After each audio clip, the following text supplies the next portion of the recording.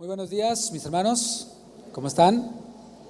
¿Se ven bien? ¿Se ven bendecidos? ¿Se ven descansados después de unos días de vacaciones? Qué bueno es estar en la casa de Dios, ¿verdad? Bueno, yo estoy contento, espero que usted también lo esté. Reciba un saludo, como decía el pastor Toño, de parte de nuestros hermanos en Casa de Oración Houston, de parte también de mi familia. Gracias a los pastores Chuy, Vicky, a todos los pastores de aquí de Casa de Oración por la oportunidad que nos da de compartir la palabra con la juventud después de estos días de congreso y también de compartir aquí con toda la congregación. Vamos a ir a la primera carta a los Corintios, capítulo 15, versículo 34. Primera a los Corintios 15, 34. El título de esta enseñanza es Recordando el Evangelio. Leemos primero a los Corintios 15, 34. ¿Ya lo tiene? Creo que todavía no. ¿Ya? Vamos. Dice primero a los Corintios 15, 34. Velad debidamente y no pequéis, porque algunos no conocen a Dios, para vergüenza vuestra lo digo. Ya empezamos, ¿verdad? Desde el versículo que estamos leyendo. Cristianismo de este lado del mundo, de este lado del charco, del océano, es símbolo de bienestar, es símbolo de prosperidad material y hasta de una buena moral también. Para muchos, cristianismo es una buena opción, igual que el yoga, igual que el wellness, igual que la dianética o cualquier otra opción. Para algunos es una opción más, lo que funcione, dicen algunos, para estar con una buena actitud ante la vida, para poder tener éxito, para estar a gusto. Y esto nos sorprende cuando lo escuchamos de la gente del mundo. Cuando nosotros escuchamos este tipo de discurso, de palabras en la gente del mundo, pues no debería de sorprendernos, no pueden hacer nada mejor, es lo único que conocen. El problema es cuando aquellos que se denominan a sí mismos como cristianos piensan así. Ese es el problema. Tal vez no lo expresen con sus palabras, tal vez nunca lo dirían con sus palabras, pero lo demuestran con sus hechos. Circulan por ahí un sinnúmero de predicadores, o diría yo tal vez motivadores, los cuales también se conocen como influencers cristianos, entre comillas, que se han encargado de propagar un mensaje, decimos en inglés user friendly, ¿no? Amigable, un mensaje centrado completamente en el hombre. Tú eres el centro de todo. Y hay, bueno, iglesias, no voy a decir nombres para no aludir a nadie, ese no es el propósito, sino que entendamos el punto. Mensajes como tu mejor vida ahora son mensajes que atraen a las personas porque se trata de mí y pues mi vida la verdad no está muy bien, entonces no me caería nada mal vivir mejor ahora, pero ya. Temas como sueña en grande y alcanzarás, todo lo que te propongas soñar, eso lo vas a alcanzar. En estos días estuve hospedado en un hotel y fui al gimnasio y estaba ahí en la caminadora y veía ahí las frases que están ahí. Yo decía, estas parecen frases cristianas. Decía, todo es posible si lo puedes creer. Decía, ¿no? Así como que órale. Pero no era cristiano. Son simplemente frases de motivación, de superación personal que se aplican en el mundo y que ya la iglesia, algunas iglesias las han adoptado como parte de la Biblia, casi. Otros dicen, ámate a ti mismo para poder amar a los demás, etcétera, ¿no? Esta cultura lo que ha producido han sido cristianos muy distintos, muy diferentes a los primeros cristianos. Y no me voy a ir a la Reforma o a los puritanos, no, voy a ir hasta los primeros cristianos, los que yo veo en las Escrituras, a los que por primera vez se les llamó cristianos, allá en Antioquía. Vemos cómo ellos pues se amaban. Ellos vendían sus propiedades y sus bienes, los de Jerusalén, y decía la gente, mira cómo se aman. Estos no estaban centrados en su propio bienestar terrenal, por eso vendían sus propiedades y sus bienes. Ellos estaban centrados en la esperanza de la venida de Cristo. Claro, ellos creían que el Señor Jesús iba a venir en cualquier momento, en cualquier instante, así que pues ¿para qué quiero estas cosas materiales? Las regalo, las vendo para poder ayudar a otro y que mientras que el Señor viene esté bien mi hermano. ¿Te fijas cómo son muy distintos los cristianos, los primeros, a los de ahora, que han sido influenciados, que han sido de alguna manera impactados por este mensaje centrado en el hombre? Al parecer este problema de estar centrado en uno mismo estaba ya presente en algunos de los cristianos en Corinto, y en la iglesia en Corinto. O sea, este problema no es solo un problema nuevo, ya se veía desde algunas generaciones adelante de la iglesia. Y las vidas de algunos allí en Corinto comunicaban que, según el texto que leímos, o sea, sus vidas comunicaban que o no eran cristianos. Por eso dice, algunos de vosotros no conocen a Dios. Sus vidas comunicaban que o no eran cristianos o que, dándoles el beneficio de la duda, no habían entendido bien el ABC del cristianismo. Hay un ABC, un fundamento, algo que nosotros aprendemos, le llama el autor de la epístola a los Hebreos la leche, ¿no? Y a lo más profundo, las viandas. ¿Por qué digo esto? ¿Por qué Pablo dice esto? Porque bueno, cuando tú lees la primera epístola en los primeros capítulos, te das cuenta de que entre ellos habían divisiones, de que había inmoralidad en el capítulo 6, de que incluso entre ellos mismos se estafaban, entre ellos mismos se llevaban a la corte, se demandaban, había desórdenes en el hogar, había desórdenes en el culto, en la iglesia. Esto es lo que ocurría allí en la iglesia en Corinto, porque hay algunos que dicen, yo quiero ir a una iglesia bíblica. Ah, bueno, ¿como cuál? ¿Como la de Corinto? Pues eso es lo que había allí. Algunos buscan la iglesia perfecta, pero ni siquiera en la Biblia encontramos la iglesia perfecta. La iglesia en Filipos, que es digamos que la más rescatable, aún allí Pablo les dijo, ruego a Evodia y a Síntique que sean de un mismo sentir. Andaban del chongo, las hermanitas andaban peleadas, como ves, ya ocurría desde aquel tiempo. Pero volviendo con los corintios, ¿cómo es que Pablo trató con esta situación? ¿Cómo trató con estos cristianos que, como dije, tenían todas estas conductas? Bueno, tal y como Pablo le dijo a su discípulo Timoteo, o sea, Pablo daba el consejo, pero vivía también ese consejo. Así que, ¿qué le dijo Pablo a Timoteo en 2 Timoteo 4:2? Le dijo, redarguye, reprende, exhorta con toda paciencia y doctrina. Y eso mismo fue lo que hizo el apóstol Pablo con los corintios, una iglesia complicada, una iglesia difícil. Y cuando lees la segunda carta, piensas que ya mejoraron. No, estaban peores los hermanos. Y es que en el tema del pastorado, en el tema de tratar incluso si tú eres padre con tus hijos, no hay una fórmula mágica. O sea, no hay un congreso, aunque son buenos los congresos, no hay un libro, aunque son buenos los libros, algunos, por supuesto. No hay una fórmula mágica que nos ayude, un truco mágico para cambiar las cosas. Es la palabra de Dios, la única que transforma. Alguien diga amén. Solo es su palabra la que transforma, pero requiere tiempo del que le enseña y del que la recibe. Requiere un esfuerzo del que le enseña, del que la recibe también. Requiere paciencia del que la enseña y también del que la recibe, porque a veces lees y dices, a ver, ya la leí, ¿por qué no me he convertido en el apóstol Pablo todavía? ¿No? Requiere paciencia también, perseverancia. Pablo lo que hizo fue volverles a enseñar la doctrina de la cruz. Les volvió a enseñar el ABC, la doctrina de la cruz. Eso está ahí en el capítulo 1. Les volvió a enseñar la doctrina del Espíritu Santo. Eso está en el capítulo 2 de 1 a los Corintios. Y ahora ya casi al final de la carta, en el capítulo 15, les va a volver a enseñar doctrina esencial, el ABC. Dice el versículo 1 de 1 a los Corintios 15, si vas conmigo allí. Además os declaro, hermanos, el evangelio, subraya eso, que os he predicado, el cual también recibisteis, en el cual también perseveráis. Esta doctrina esencial, Pablo la encierra en una sola palabra, y es la palabra evangelio o evangelión en griego. Y denotaba originalmente una recompensa por buenas nuevas. Quien traía una buena noticia le daban una recompensa o un pago. Más tarde desapareció la idea de la recompensa y la palabra vino a denotar las mismas buenas nuevas. O sea, evangelio igual a buenas noticias, buenas nuevas. Y Pablo los remite al mensaje que les predicó en un principio cuando él fundó la iglesia. Él dice, yo planté, Apolos regó, o sea, Pablo plantó la semilla, entiéndase, les predicó el evangelio. Y ahí ese evangelio que él les predicó es ahora lo que les está volviendo a recordar, a predicar. Algunos cristianos corintios ya se habían olvidado del mensaje del evangelio. Se sentían como reyes. Él les dice, ya ustedes están reinando y ni nos invitaron. O sea, ya ustedes están en el reino ahora y ni nos invitaron. Ellos se creían sabios, estaban tan anonadados con sus dones espirituales como si ellos mismos los hubieran ganado, como si ellos mismos los hubieran conseguido por su propio esfuerzo. Pero vemos cómo Pablo ve necesario, como hoy se vuelve necesario, reevangelizar a los evangélicos corintios o volverles a predicar el evangelio a los cristianos corintios, porque algunos no conocían a Dios. y esto era una vergüenza.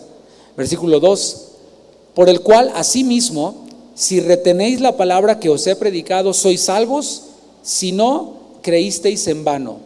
Dijimos que evangelio es buena noticia, pero no cualquier buena noticia. Si yo te dijera que, no sé, te heredaron algo, una buena lana, dirías, es una buena noticia, ¿verdad? Pero el evangelio del que estamos hablando no es cualquier buena noticia, sino es la buena noticia de Dios. La buena noticia, no de que seremos ricos en este mundo, aunque eso puede ser buena noticia.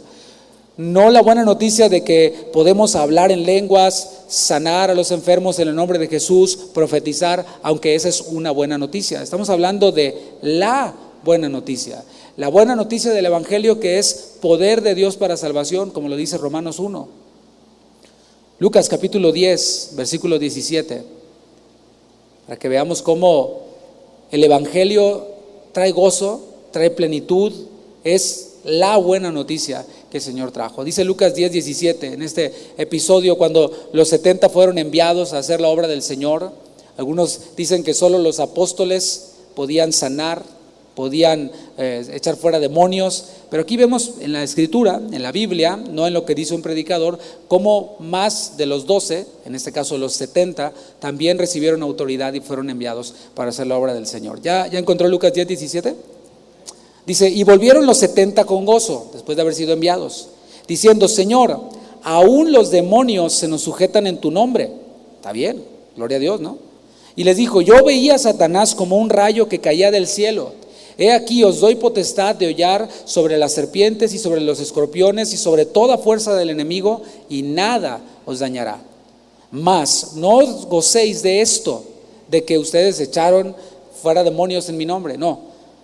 Antes dice, gozaos de que vuestros nombres están escritos en los cielos. O sea, no hay un gozo más grande, no hay una buena noticia más grande que la noticia de que nuestros nombres estén escritos en los libros de los cielos. Alguien diga amén. Por creer en el evangelio nosotros fuimos salvos. Se escribieron nuestros nombres en el libro de los cielos. Y el llamado aquí que les hace Pablo es a retener ese evangelio, esa buena noticia. Esa palabra retener es la palabra kateko en griego, que significa sostener firmemente, significa mantener firmemente. Si no se retiene algo, ¿qué ocurre? Se cae. Si no se retiene esta doctrina del evangelio, la doctrina que vamos a ver en un momento ya a detalle, todo lo demás se cae. Todo lo que hacemos se vuelve vano y cobra todo el sentido, como lo que hacen en muchas congregaciones. La vida de muchos cristianos incluso es una vida vana, aunque digan que son cristianos, aunque digan aleluya, gloria a Dios, amén, y canten, y todo este asunto. El evangelio no es algo que se toma y se olvida. Hay algunos que lo piensan así o lo ven así. Sí, ya lo aprendí, y ya me olvidé de ello. Ya hace 20 años yo oí el evangelio, ya. Ahora denme cosas más profundas. Yo quiero saber doctrinas más elevadas, que son para algunos elegidos y así, ¿no? El evangelio es algo que se abraza y nunca se suelta, según lo que vemos aquí. Cabe destacar que a pesar de todas esas fallas que tenían los corintios, Pablo aquí enfatiza que ellos habían recibido el evangelio y que estaban perseverando en el evangelio. Solo que, aunque había algunos que no habían creído, que se estaban engañando, había otros que se habían desenfocado, como que habían perdido el objetivo de la vista.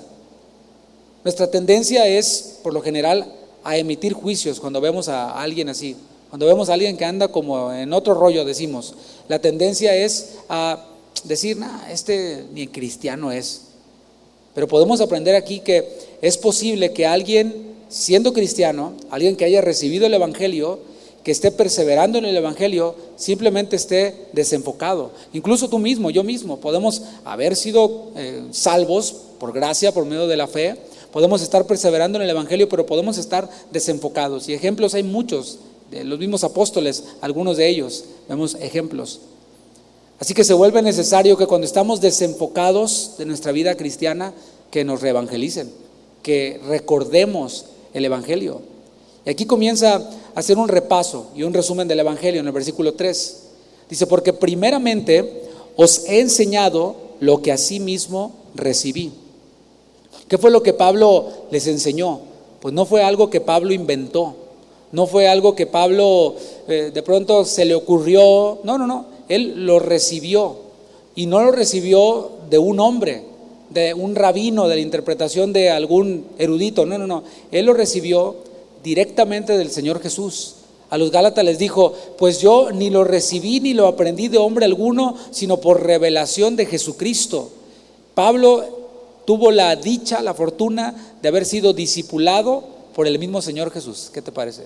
Después de haberse convertido, estuvo un tiempo con el Señor Jesús, y allí el Señor le presentó el Evangelio, y eso es lo que él mismo enseñaba. Él daba lo que había recibido. Dice la segunda parte del versículo 3, que Cristo murió por nuestros pecados, conforme a las Escrituras. Y habla allí de pecados, y eso es lo que estamos recordando el día de hoy, o en estos días. La salvación no hubiera sido posible sin la muerte de Cristo. Por eso se vuelven importantes estos días, porque sin la muerte de Cristo no hubiera habido salvación. Cristo en la cruz del Calvario pagó por nuestros pecados, dio su vida en la cruz, y nuestra vida era la que merecía estar en la cruz, pero Él se puso en nuestro lugar. El que no conoció pecado, se hizo pecado por nosotros. Dice el versículo 4, y que fue sepultado. Murió en la cruz, luego fue a el sepulcro, a una tumba. Y esto, la muerte del Señor no fue algo figurado, realmente murió. Tan así fue que fue sepultado, por cierto, en un sepulcro prestado de José de Arimatea. Continúo y dice: y que resucitó al tercer día. Aquí Pablo les está dando la introducción para el tema que va a tratar en detalle en este capítulo. Jesús no solo murió y fue sepultado, como los fundadores de muchas religiones. Así hay, incluso en esta ciudad, hay fundadores de algunas sectas o de alguna secta por ahí, que pues ahí están las tumbas. Murieron y fueron sepultados, allí están las tumbas. Por todo el mundo hay fundadores de religiones que sus tumbas están allí. La diferencia aquí es que el Señor Jesús, después de haber sido sepultado, al tercer día resucitó. Nada de esto era algo nuevo, no era una nueva religión como algunos lo ven. Era algo que ya había sido anunciado en las Escrituras. Hay quienes dicen que el cristianismo era, o fue, decían en ese tiempo, que era una secta del judaísmo. Pero aquí vemos cómo este asunto de la resurrección de Jesús ya estaba en las Escrituras. La sepultura de Jesús ya estaba en las Escrituras. La muerte de Jesús estaba ya en las Escrituras. No era algo nuevo. El profeta Isaías habló del Mesías sufriente, habló de su muerte. Los salmos hablan también del Mesías sufriente. El profeta Jonás ilustró incluso la sepultura del Señor Jesús y la resurrección de Cristo. Y eso lo dijo el mismo Jesús. ¿Tú sabías que Jonás es el profeta que habló acerca de la resurrección de Jesús? El Señor lo dijo, porque como estuvo Jonás en el vientre del gran pez por 3 días y 3 noches, así estará el Hijo del Hombre en el corazón de la tierra 3 días y 3 noches. La resurrección de Cristo fue un hecho real. Es muy importante que sepamos esto. No estamos hablando de teorías, no estamos hablando de creencias, no, fue un hecho real. No solo contamos con la evidencia de las Escrituras, de la palabra de Dios, también hubieron testigos oculares que presenciaron a Jesús resucitado durante esos 40 días que el Señor estuvo en la tierra con su cuerpo resucitado. Dice el versículo 5, aquí presenta a los testigos oculares. Dice, y que apareció a Cefas. Eso está ahí en Lucas 24:34, aunque primero apareció a las mujeres, y al primero de los apóstoles al que se le apareció fue a Pedro. Dice, después a los 12. Eran 11 para ser exactos, ¿no? Porque ya no estaba Judas. Está refiriendo aquí Pablo a lo que representan los apóstoles. Algunos en ese tiempo acusaban a los apóstoles de haber robado el cuerpo de Jesús y de haber inventado esto de la resurrección. Por esto Pablo va más allá con los testigos oculares, va más allá y derriba este argumento de que los 12 robaron el cuerpo de Jesús. Dice, después apareció a más de 500 hermanos a la vez. Los judíos decían que para que un testimonio fuera válido debían de haber 1 o 2 testigos, pero aquí Pablo dice, no hay 1 o 2 o 3, hay 500, más de 500 que vieron al Señor Jesús resucitado. Y Y dice, de los cuales muchos viven aún y pueden ir y preguntarles. O sea, no pueden estar mintiendo 500 personas. Dice, otros ya duermen, otros ya están muertos. Probablemente esta aparición a los 500 hermanos fue en Galilea, en Mateo 28, cuando el Señor Jesús les da la gran comisión y les dice, vayan por todo el mundo y prediquen el evangelio. Había muchos que habían escuchado eso en Galilea y que seguían vivos en ese tiempo. Dice, después apareció a Jacobo o Santiago, el medio hermano del Señor Jesús, el que alguna vez pensó que Jesús estaba loco. Estaba Jesús predicando y llegó con sus hermanos, o llegaron los hermanos, entre ellos Jacobo, diciendo, nos lo vamos a llevar, ya está desvariando. Bueno, el que alguna vez pensó así, ahora vio a Jesús resucitado. Después dice, a todos los apóstoles en el monte de los olivos, eso antes de ascender a los cielos, ahí en Hechos 1:13, versículo 8, y al último de todos, como a un abortivo, me apareció a mí. El Señor se apareció a Pablo por primera vez cuando él iba en camino a Damasco, cuando iba persiguiendo a los cristianos, y por eso dice aquí que le apareció como a un abortivo. ¿Qué quiere decir esto? Bueno, un abortivo se entiende como alguien nacido antes de tiempo, y aquí Pablo se pone en esta categoría porque él decía, yo no pasé 3 años como Pedro, como Juan, allí caminando con Jesús. Yo fui lanzado al apostolado antes de tiempo, por eso dice como un abortivo. 9, porque yo soy el más pequeño de los apóstoles, que no soy digno de ser llamado apóstol porque perseguía la iglesia de Dios. Yo creo que mientras que él recordaba cuando el Señor Jesús se le apareció, él recordaba lo que estaba haciendo en ese tiempo. Y dice, soy el más pequeño, no soy digno de ser llamado apóstol. Pero no se trataba de si era digno o no, sino de si Dios lo había llamado o no lo había llamado. Versículo 10, pero por la gracia de Dios, ahí está, no es por mi dignidad, es Él quien nos tiene por dignos, poniéndonos en el ministerio.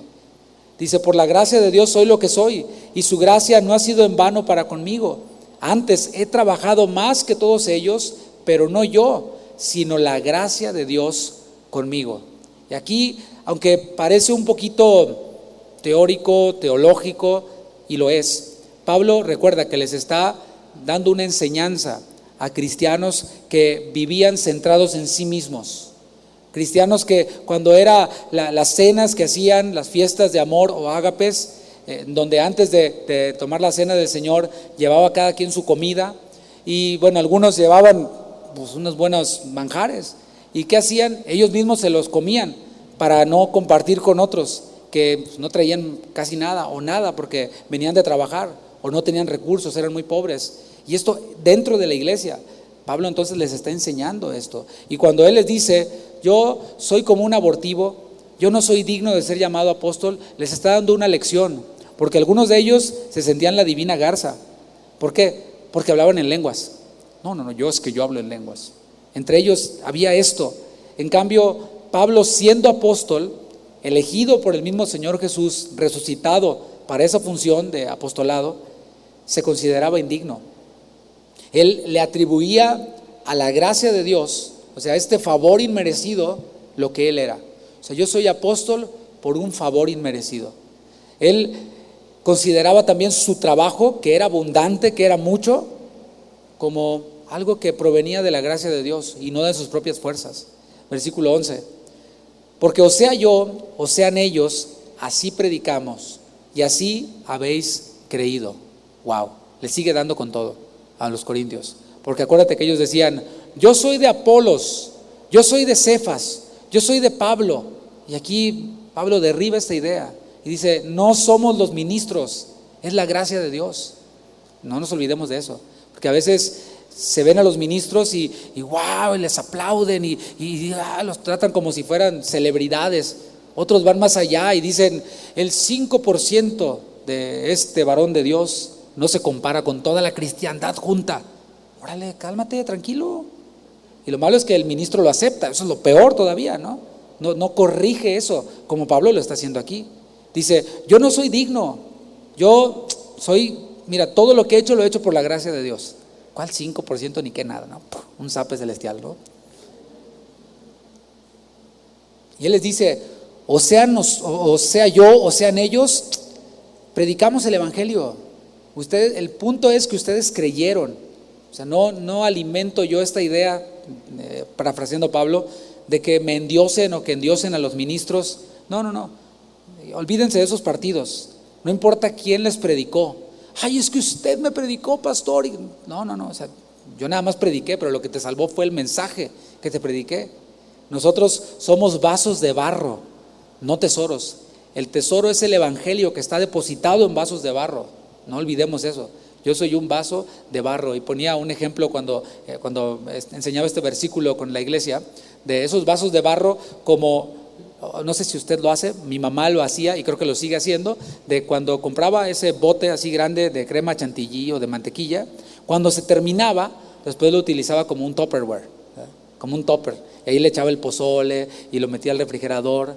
Y, o sea, eso no es así como que muy glamoroso que digamos. Eso somos nosotros. Somos ese bote de mantequilla vacío que se usa para poner un tesoro, el tesoro del evangelio.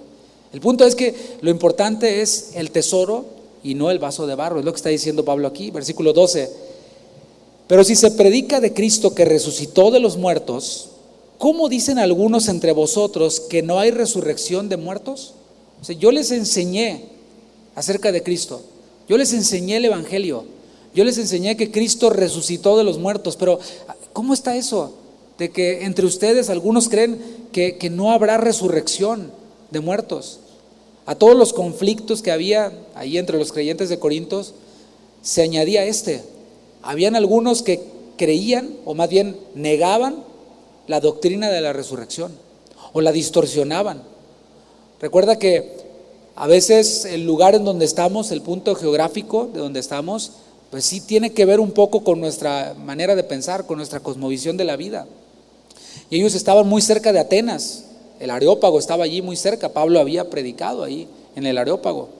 Y ahora, cuando él estuvo captando el interés de los filósofos, después de ahí partió a Corinto, les predicó. Y ellos, bueno, pues en aquel tiempo cuando estaba en el Areópago predicando, recibieron bien el mensaje de Pablo, dijeron, no, pues está padre, está bien, e incluso llamaron a una audiencia más grande. Pero cuando Pablo llegó a este punto de la resurrección, se burlaban de él. Dice Hechos 17:32 que decían, ya te oiremos otra vez acerca de esto. Pensaban que estaba hablando de nuevos dioses, pero esto de la resurrección era algo que a la gente de alrededor de Corinto y de Corinto mismo no les entraba en la cabeza. Por eso los corintios lo recibieron al principio, pero batallaban para aceptarlo. Y aquí podemos ver cómo surgían desde ese tiempo y siguen surgiendo doctrinas nuevas. Es decir, la mezcla de cristianismo con filosofías paganas. Esto ocurría aquí. Eran la mezcla de cristianismo con algunas filosofías así medias raras. Había dado a luz una doctrina o una enseñanza de que el nuevo nacimiento era una experiencia únicamente espiritual. Era lo que corría por allí por Corinto. El nuevo nacimiento solo es espiritual y sustituye, la resurrección futura. Pablo nos enseñó de que íbamos a resucitar, pero eso era algo alegórico, eso es solo algo espiritual, eso no va a ocurrir. Eso era lo que enseñaban algunos en Corinto. Los falsos maestros se introducían en las iglesias y poco a poco enseñaban esta herejía y otras herejías. Pablo le dijo a Timoteo en su segunda epístola, capítulo 2, versículo 16, mas evita profanas y vanas palabrerías, porque conducirán más y más a la impiedad. Y eso es lo que producen las falsas doctrinas. Se vuelven populares, se vuelven atractivas porque parecen algo nuevo. No otra vez la cruz, otra vez el sepulcro y otra vez, sí. No, a mí denme algo más como de mi nivel. Hay arrogancia en eso.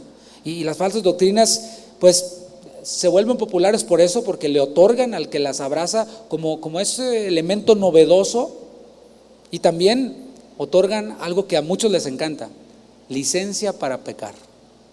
O sea, ayer platicaba con un pastor amigo y dice que otro pastor le mandó un mensaje, un meme, una imagen, que estaba algo subidita de tono en lo que decía.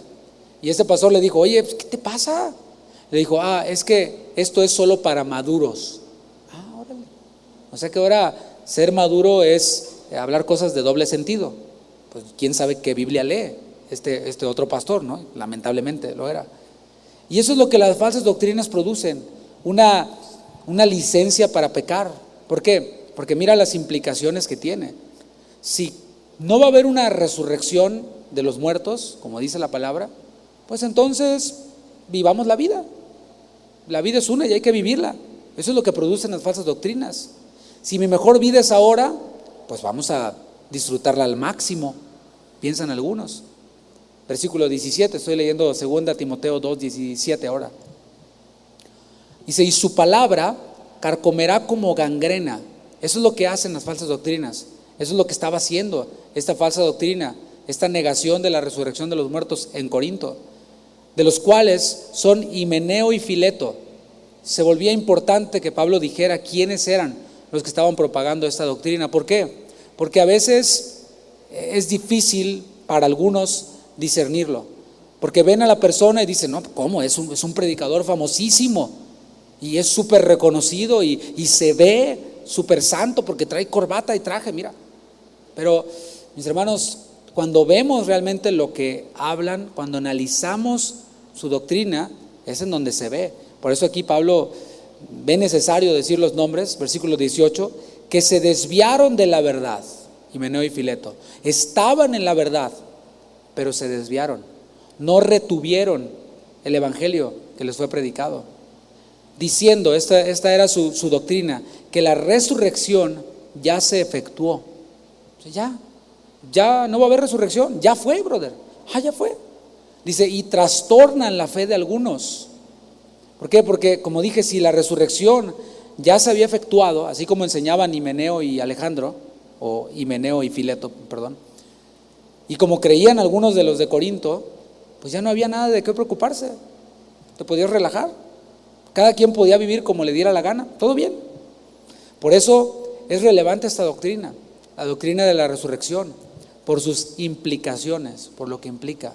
Y es lo que sigue diciendo Pablo a los Corintios. Ahora leo el versículo 13. Primero a los Corintios 15:13. Dice, porque si no hay resurrección de muertos, como enseñan estos, como se creía entre ellos, tampoco Cristo resucitó. ¿Qué te parece? Ahí está la implicación. Por eso no debemos de decirle amén a todo. Por eso no debemos de compartir todo lo que vemos que otros comparten en internet. Y eso es lo que yo les digo a menudo a nuestros hermanos de la congregación allá en Houston. Primero investiguen quién es y vean también qué es lo que está diciendo, si tiene sentido, qué implicaciones tiene. Había un gran predicador de estos muy conocidos, súper conocido, que decía que la sangre de Cristo, dice, porque no se ha retractado, que la sangre de Cristo no perdona pecados. Eso dice. Si yo te dijera quién es, te vas de espaldas, te caes de la silla. Pero no queremos que pase eso, ¿verdad? Entonces no lo voy a hacer. Dice, no es la sangre de Cristo la que perdona pecados, fue la muerte de Cristo. Trastorna la fe de muchos, pero muchos lo siguen y sin saber comparten todo lo que dice este predicador. Y esa es solo una de las cosas que dice este predicador. Dice, si no hay resurrección de muertos, tampoco Cristo resucitó. Y si Cristo no resucitó, vana es entonces nuestra predicación. Pues ¿para qué predicamos? Somos una religión más, somos como cualquier otra. ¿Qué hacemos aquí? Vana es nuestra predicación. Es más, dice Pablo, vana es también nuestra fe. Todo lo que creímos resulta una pérdida de tiempo. O sea, si la resurrección es algo imaginario únicamente, algo etéreo que ocurrió en la conversión, entonces la resurrección de Cristo también fue algo imaginario, es lo que está diciendo Pablo. Predicamos un mensaje fabuloso, imaginario únicamente. Si fue así, entonces nuestra predicación y nuestra fe pues también son un cuento de hadas, son una fábula. Versículo 15, y somos hallados falsos testigos de Dios. Estamos hablando o representando mal a Dios, porque hemos testificado de Dios que Él resucitó a Cristo, al cual no resucitó según ustedes, si en verdad los muertos no resucitan. O sea, todo esto implica el que desacomodemos una doctrina esencial. Y lo decíamos a nuestros jóvenes aquí durante el congreso. Este asunto de la resurrección de Cristo y de la venida de Cristo, segunda venida de Cristo, es un tema esencial. La resurrección del Señor, cuando la enchuecamos, se nos viene todo abajo. Y yo no creo que tú quieras estar perdiendo el tiempo aquí, ¿verdad? Yo tampoco. Yo no, definitivamente no quiero perder el tiempo. Si la resurrección es algo únicamente espiritual, como enseñaban ellos, vemos aquí que todos nosotros somos unos falsos testigos, porque predicamos que Dios resucitó a Cristo con poder, como dice la palabra. Versículo 17. Y si Cristo no resucitó, vuestra fe es vana. O sea, ustedes, les dice a los corintios, todo lo que ustedes hacen y dicen, todo es en vano, no vale la pena, no vale nada. Es más, aún están en sus pecados, todavía no son salvos. Y si se mueren, pues al infierno van. Si Cristo no hubiera resucitado, nuestra fe sería una fe estéril, incapaz para la salvación, como cualquier otra religión. Algunos dicen que todas las religiones te llevan a Dios. Bueno, al Dios Todopoderoso, no. Porque solo Jesús, dice él mismo, lo dijo, yo soy el camino, la verdad y la vida, y nadie viene al Padre si no es por mí. Así que sin Jesús que murió, que fue sepultado, que resucitó, que ascendió a los cielos, está sentado a la diestra del Padre, no hay salvación. Somos distintos a cualquier otra religión. Versículo 18. Entonces también, sigue con las implicaciones, los que durmieron en Cristo perecieron. O sea, todos a los que ustedes conocieron, les está diciendo, a los que ustedes vieron que se convirtieron, pero que pues se nos adelantaron, que ya murieron, todos ellos murieron en sus pecados, no fueron salvos. Si ustedes creen en esto, si esta doctrina que ustedes creen es verdadera. Si en esta vida solamente esperamos en Cristo, somos los más dignos de conmiseración de todos los hombres. ¿Qué es lo que está diciendo aquí? Te lo explico rápidamente. Si es verdad que Cristo no resucitó y solo está esta vida, porque no va a haber resurrección, entonces, según Pablo, pues somos unos miserables, es lo que dice Pablo. Y le dijo también a alguna de las iglesias en Apocalipsis, tú que dices me he enriquecido y bla, bla, bla, eres un miserable, ciego, pobre, desnudo, desventurado, así de plano. Es lo que les está diciendo aquí. Si el cristianismo no tiene la doctrina de la resurrección, pues es una creencia de esta vida, nada más. Así, de ahí sí queda su mejor vida ahora. Entonces somos unos miserables. Y así es como se ve toda la riqueza, toda la fama, toda la gloria de esta vida en perspectiva con la eternidad. O sea, cuando nosotros vemos todas las riquezas, todo lo que este mundo ofrece, dices, pues está bueno, está padre. Lo ves, no me digas que no está bonito un auto de esos súper lujosos, sí están bonitos. Pero cuando comparas 10 o 1000 de esos bañados en oro con la eternidad, con la promesa que el Señor nos da, que viene con su venida, pues, hermanos, pues eso no es nada, es una miseria. A continuación, Pablo va a comenzar a enseñar la doctrina de la resurrección, en el versículo 20. La resurrección de Cristo, pero también la resurrección nuestra, de los cristianos. Dice el versículo 20, mas ahora Cristo ha resucitado de los muertos, lo afirma. O sea, primero dijo, si Cristo no resucitó, dice implicaciones, pero ahora afirma y dice, Cristo resucitó de los muertos. Primicias de los que durmieron es hecho. Aquí usa esta palabra primicias que a lo mejor para nosotros no significa mucho, pero en el Antiguo Testamento, el cual ellos conocían ya, que les había sido enseñado, las primicias eran las arras, eran la garantía de la cosecha que venía. Cristo, aquí entonces, en esta ilustración que está haciendo, fue el primero en resucitar de los muertos, es lo que estamos recordando ahora. Pero resucitó no como Lázaro, que resucitó, ¿te acuerdas? No como Tabita, no, que resucitó el apóstol Pedro, sino el primero que resucitó para no volver a morir, porque Lázaro volvió a morir, resucitó una vez, pero volvió a morir. Jesús resucitó para no volver a morir. Versículo 21. Porque por cuanto la muerte entró por un hombre, también por un hombre la resurrección de los muertos. Porque así como en Adán todos mueren, también en Cristo todos serán vivificados. Cuando habla de Adán aquí, cuando el Señor creó a Adán y sopló sobre su nariz aliento de vida, esa vida que Adán recibió era una vida eterna. O sea, fue creado para no morir, fue creado con inmortalidad. Pero ¿qué ocurrió? El pecado de Adán introdujo la muerte en el hombre. Pero Jesús, el Hijo de Dios, según Él mismo, dijo que vino para darnos ¿qué? Vida, vida en abundancia. ¿Por qué? Porque Él es la resurrección y la vida.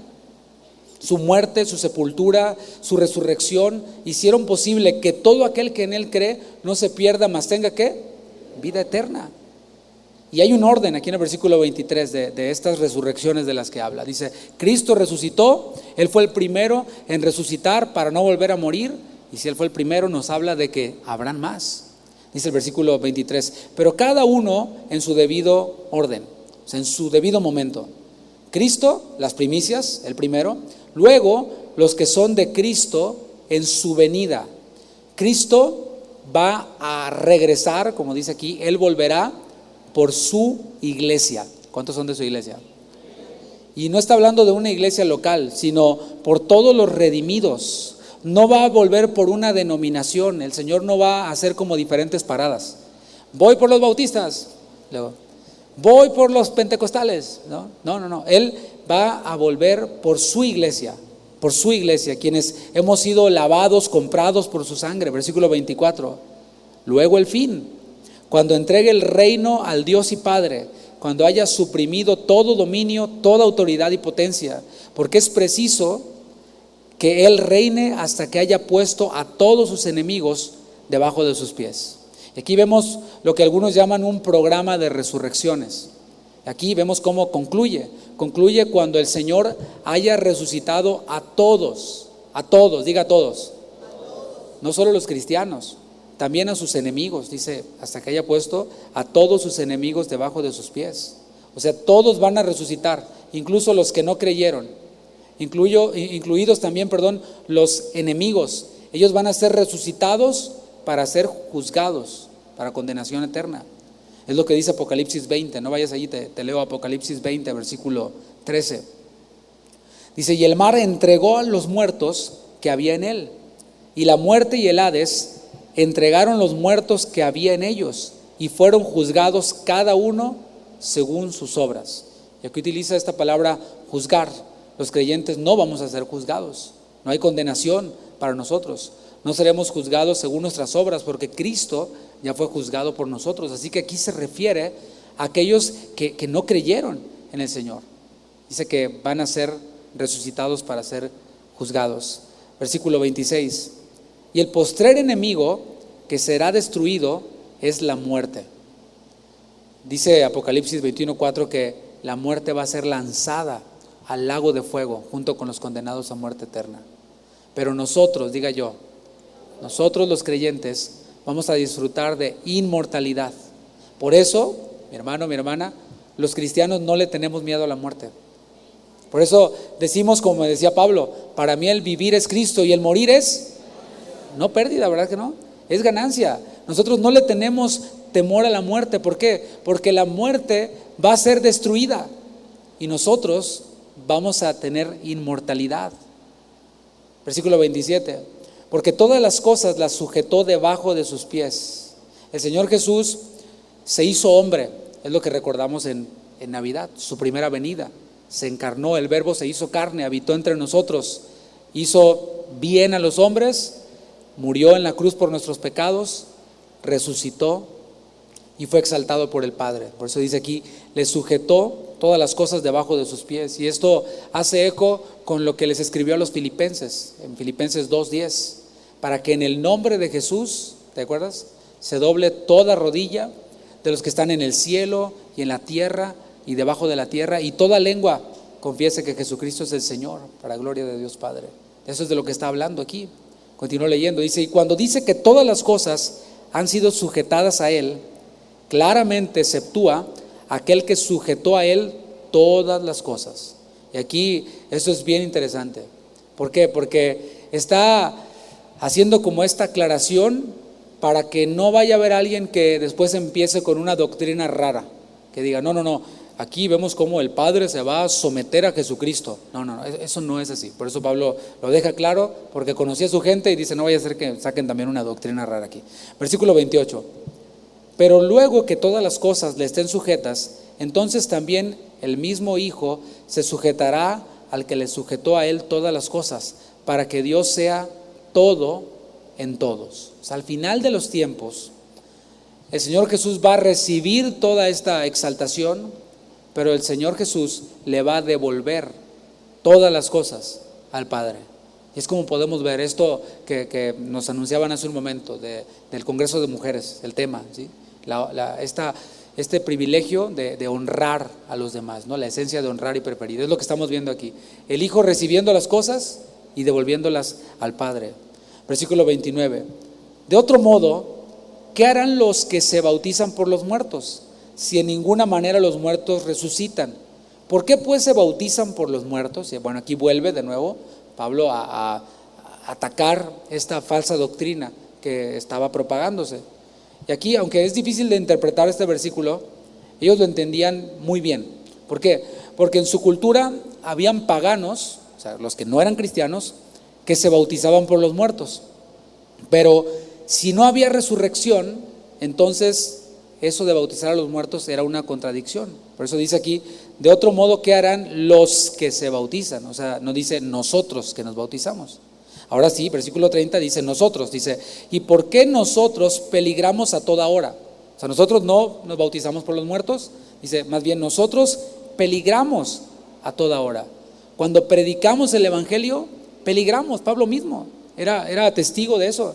Él vivía eso. A todo lugar a donde iba era perseguido, en algunos lugares apedreado, encarcelado por predicar el Evangelio. Y nosotros también, se nos ha concedido no solamente que creamos en Él, sino también que padezcamos por Él cuando vivimos a Cristo, cuando vivimos el Evangelio. Versículo 31. Os aseguro, hermanos, por la gloria que de vosotros tengo en nuestro Señor Jesucristo, que cada día muero. Si como hombre batallé en Éfeso contra fieras, ¿qué me aprovecha si los muertos no resucitan? Comamos y bebamos, porque mañana moriremos. O sea, de nuevo está diciendo, miren, hace poco acabo de padecer en Éfeso, me querían matar, y si todo esto es una fábula, no tiene ningún sentido. Mejor yo andaría, parafraseando a Pablo de nuevo, andaría mejor pues viviendo la vida loca. Comamos y bebamos, porque mañana moriremos. O dicho más contemporáneo, la vida es un carnaval. ¿Sí? Bien que se la saben los hermanos, ¿eh? Dice Pablo, si no hay resurrección, ¿por qué padecer persecución? ¿Por qué ir a la cárcel a causa del Evangelio? Versículo 33. No erréis, las malas conversaciones corrompen las buenas costumbres. Y el llamado que nos deja Pablo aquí es a no dejarnos engañar. Les dice a ellos, pero también es para nosotros, a no dejarnos engañar. Los más grandes enemigos de la iglesia, si lo ves bien, no han sido los que la persiguen. Cuando ha venido persecución a la iglesia, es cuando la iglesia más se ha fortalecido. Es cuando la iglesia más ha crecido. En lugares en donde hay más persecución hacia los cristianos, es en los lugares en donde menos apostasía hay. Es en donde se vive a Cristo realmente. Así que los más grandes enemigos de la iglesia no son los que la persiguen. Los que la persiguen lo que hacen más bien es fortalecer a la iglesia. Cuando alguien se levanta contra la iglesia, digamos en una iglesia local, y causa división y causa contienda, ¿sabes qué ocurre? Crece la iglesia. A lo mejor se van algunos que no estaban muy firmes, pero crece la iglesia. Pablo lo dice, es necesario que entre vosotros hayan disensiones para que se sepa quién está aprobado, para probarlos a ustedes, y se fortalece. Más bien, los enemigos de la iglesia más grandes son los que se meten a la iglesia e introducen herejías destructoras, pero que parecen inofensivas. Esa que yo mencioné hace un momento, la sangre de Cristo no perdona pecados, es una herejía destructora y que está dentro de algunos círculos cristianos. Estas herejías desvían a muchos. Hay personas que por ejemplo, tienen ese deseo de buscar a Dios. Es que ahora sí, creo que es tiempo de buscar a Dios, y comienzan a buscar, por ejemplo, en internet, se van a Google y ponen ahí iglesia cristiana, y lo primero que les aparece es pare de sufrir. Conozco testimonios así de personas. En nuestra iglesia hay alguien así, que quiso buscar una iglesia y fue a parar allí, su primera parada fue allí. Otros van a dar a iglesias en donde se predica un evangelio que no es evangelio, más bien solo cosas terrenales, de eso que Pablo le llama pues miserables, ¿no? Cosas de este mundo, cosas de esta tierra, o como le llaman algunos, el evangelio de la prosperidad. ¿Qué ocurren con personas así que llegan en esa búsqueda genuina que tenían, sincera, llegan a una o a otra de estos ejemplos que puse, ¿no? Lo que ocurre en muchas ocasiones es que quedan vacunados contra el evangelio, quedan vacunados contra el verdadero evangelio. Ya no les entra, ya es como un chaleco antibalas que disparas y se rebotan las balas. Y la advertencia permanece.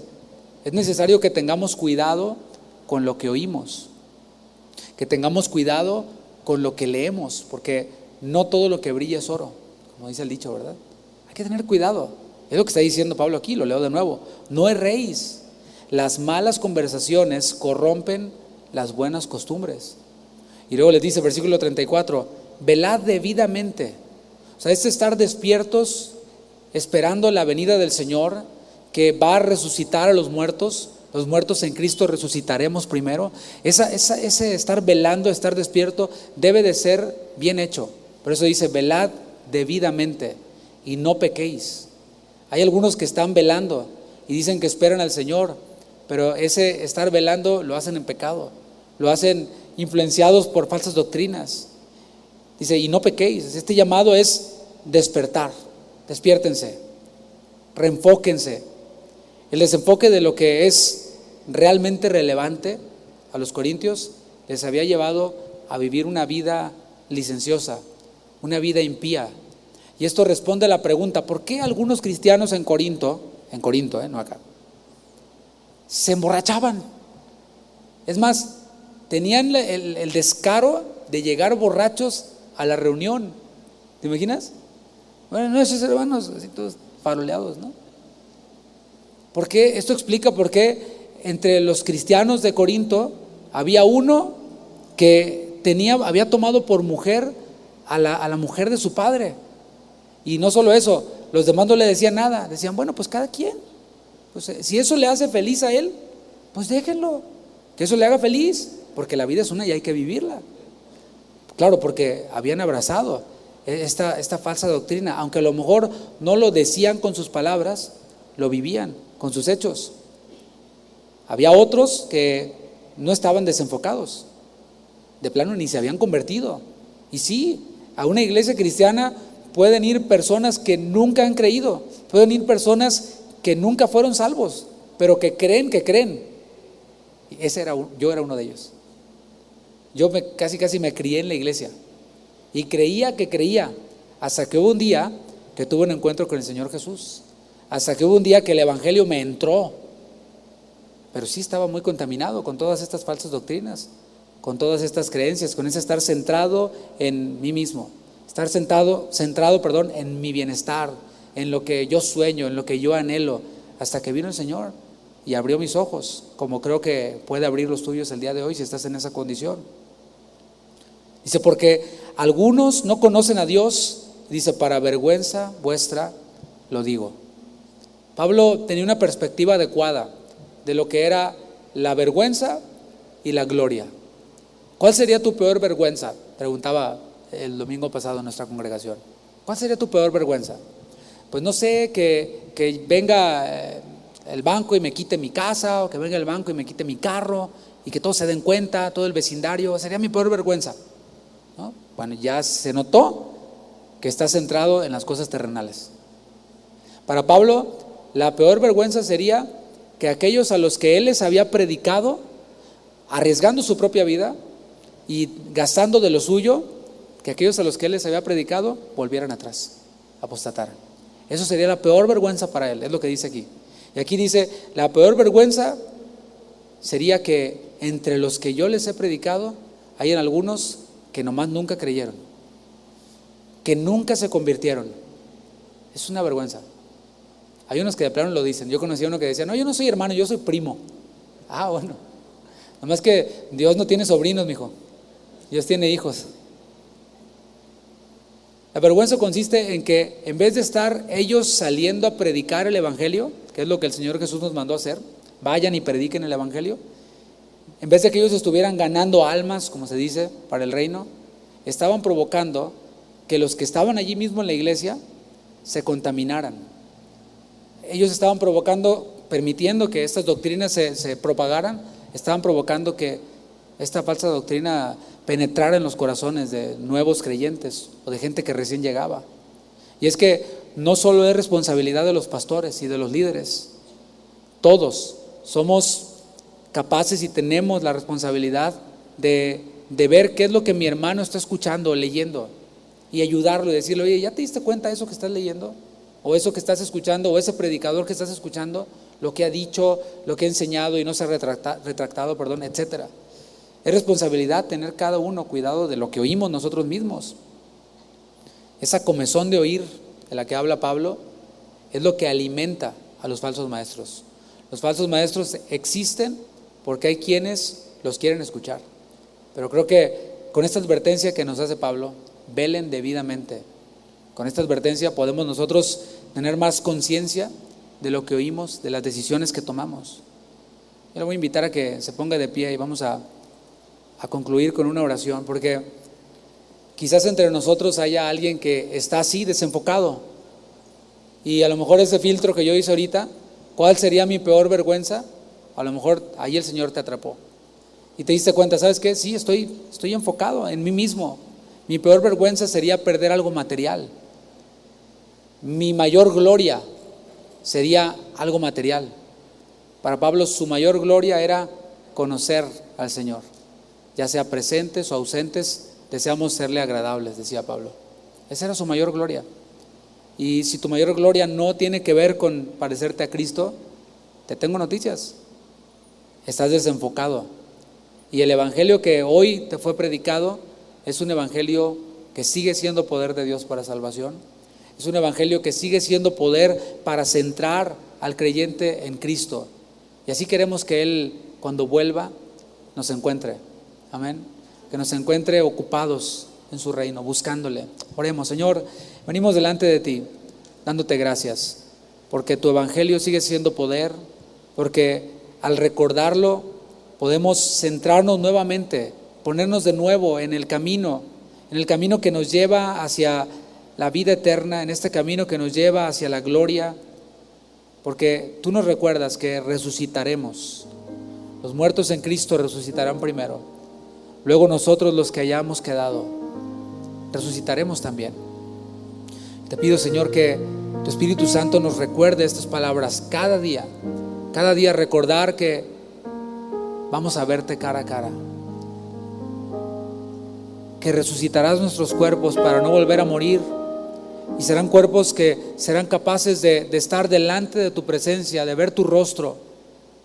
Serán cuerpos que puedan habitar en ese lugar celestial. Gracias, Señor, porque nos has dado ciudadanía en los cielos. Queremos vivir así, como ciudadanos del cielo. Pero quizás también haya entre nosotros alguien que nunca ha confesado a Jesús con su boca, que nunca se ha arrepentido de sus pecados. Bueno, este llamado es para ti, ya sea que estés aquí entre nosotros o que nos estés viendo, escuchando en vivo o en otro tiempo. El Señor no quiere que perezcas. Puedo decirlo con toda certeza. Él quiere que todos procedan al arrepentimiento. Y hoy en este día, en este domingo de resurrección, el Señor te hace nuevamente este llamado y dice: todos los sedientos vengan a las aguas. El Señor te llama. Señor, obra y que tu Espíritu traiga convicción de pecado, de justicia y de juicio en aquellos que no han creído. Que esta reflexión en tu resurrección, en tu muerte, que traiga convicción a sus corazones, y que si confiesan ellos con su boca que tú eres el Señor, que Dios te levantó de los muertos, hoy reciban ese regalo de la vida eterna. Que hoy reciban ese regalo de ser adoptados como tus hijos. Y ahí tú puedes decirle al Señor: Señor, perdona mis pecados, perdona mi incredulidad.